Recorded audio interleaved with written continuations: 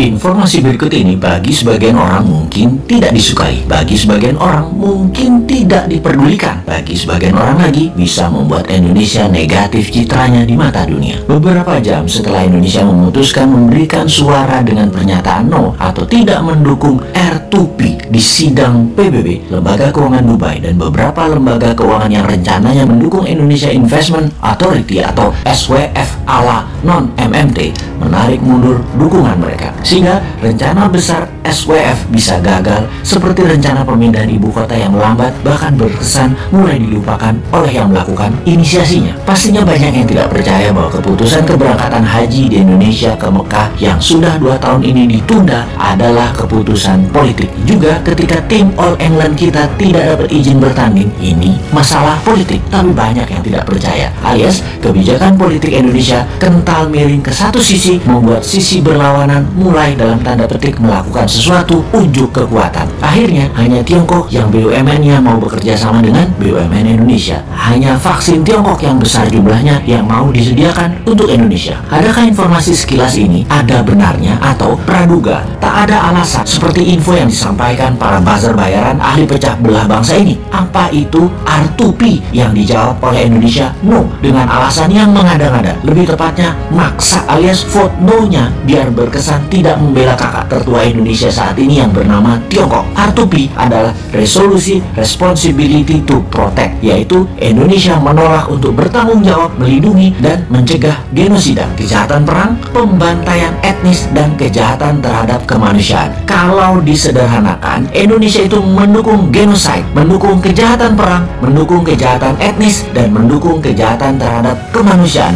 Namun pinternya dibungkus dengan pernyataan resolusi itu salah prosedur, yang ketika ditanya prosedur mana atau apa prosedur yang benar versi pemerintah Indonesia, nggak bisa jawab juga. Sudahlah, Anda pejabat itu membela kejahatan perang karena harus satu kata sama dengan Tiongkok. Sudahlah, ngaku aja. Singkat cerita, R2P resolusinya dimenangkan yang vote yes atau yang mendukung, atau mereka anti kejahatan perang, anti kejahatan kemanusiaan, di mana Indonesia dengan memvote no artinya Indonesia anti HAM. Indonesia bergabung dengan 15 negara yang vote no seperti Tiongkok, Rusia, Kuba, Suriah, Korea Utara. Keputusan no ini melawan 115 negara yang memvote yes seperti Jepang, Amerika, Timor Leste, Malaysia, Spanyol, New Zealand, Australia, Myanmar, Filipina, dan lain sebagainya. Alias di regional, keputusan no Indonesia sejalan dengan keputusan kakak tertua Tiongkok yang berbeda dengan keputusan negara tetangga Indonesia seperti Australia, Papua Nugini, Timor Timur, Malaysia, dan Filipina. Hebat keputusan yang berani sekali itu. Ini sudah menunjukkan Indonesia nggak kompak dengan ASEAN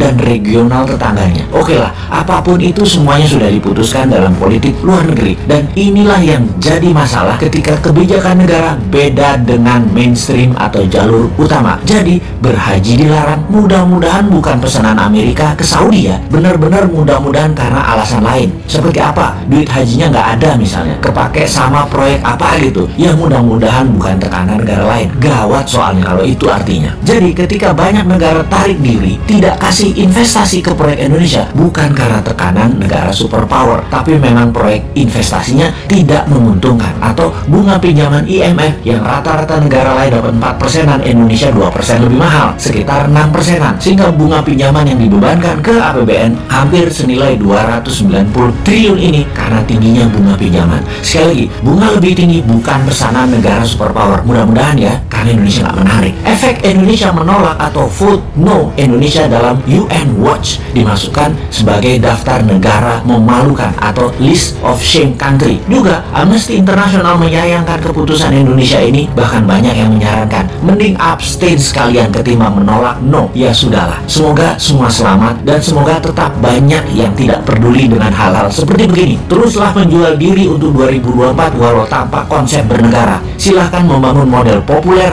dan terlihat suci. Toh rakyat sama seperti bosman ini, bodoh semua. Jadi wahai rakyat, tetaplah rebahan, tetaplah tidak peduli, tetaplah tidak bermanfaat, dan tetaplah menjadi beban APBN.